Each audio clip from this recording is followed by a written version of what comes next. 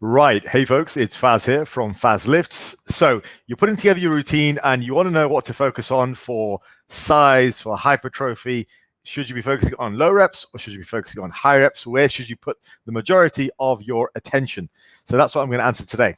Now, first of all, thanks for tuning into my channel. If you like my work, go ahead and like, subscribe, share this around. If you want to ask me a question of your own, go ahead and put it in the comments. The best questions I will turn into videos like this. So moving on to today's question. I got this question through a couple of weeks ago, and it was asking whether high reps or low reps are better for hypertrophy, for size. So I wrote up a couple of notes here, and let's just have a look at what we've got. So firstly, in terms of commonly accepted rep ranges for mass, the current body of literature points to as long as you're lifting heavier than about 60% of your 1 rep max, reps of anywhere between 5 to 30 reps, sets between 5 to 30 reps are sufficient to cause a hypertrophic response. And those sets need to be challenging.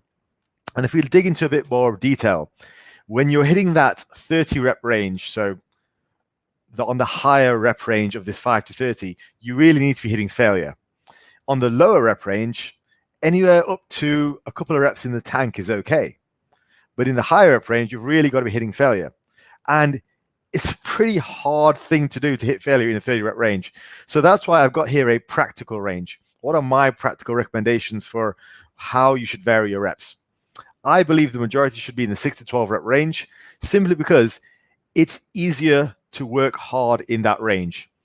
It becomes exceedingly difficult to hit failure, and you're mandated to hit failure when you're doing high reps, because it's exceedingly difficult to hit failure on high reps, and you have to do so to get the benefit from those high rep sets. So I would suggest keeping the majority in the 6 to 12 rep range, where you can keep potentially 1 or 2 in the tank or go to failure either way and get a good hypertrophic response. That's my general guidelines.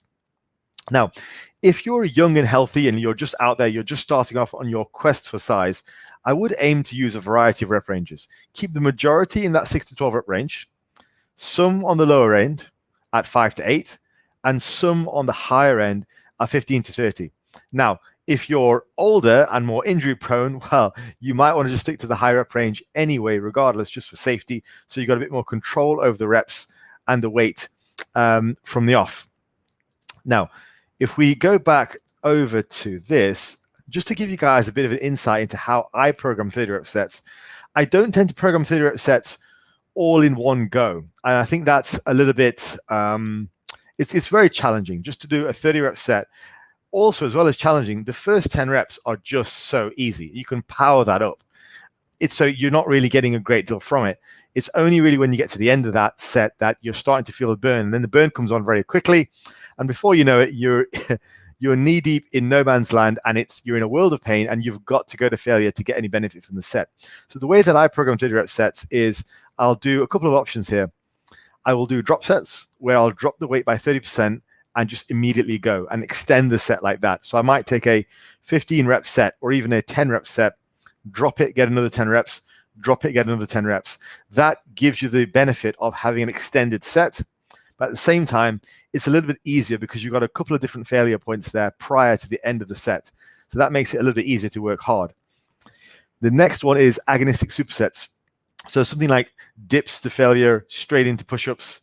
That's not a bad way to go. 15 to 20 rep set of dips, going straight into push-ups and burning those out with no rest in between, or leg press into lunges.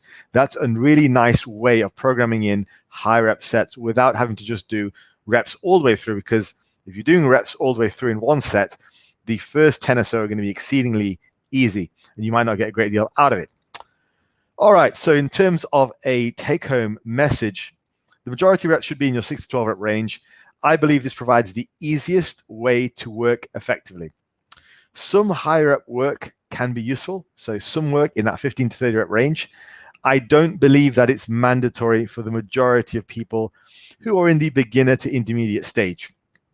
Bear in mind, all of this is fairly secondary to the main tenets of progressive overload, getting stronger over time. That is the bottom line.